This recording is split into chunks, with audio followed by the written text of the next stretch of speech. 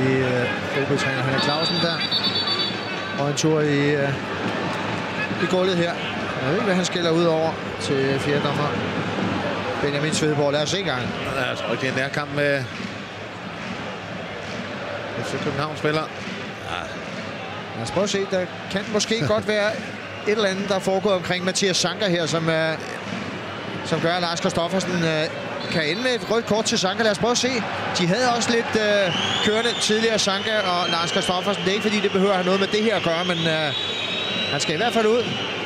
Vi har billeder, der viser et eller andet om lidt. Han får en advarsel.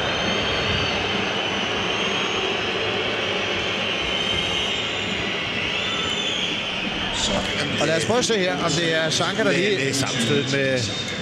Ja. Går ud og... Han skal selvfølgelig ikke skubbe her.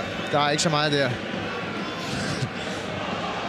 Sanka vil selvfølgelig sige, at der bliver spillet godt og grundigt for Henrik Clausen. Det er meget usædvanligt. Træneren, han filmer. Ja.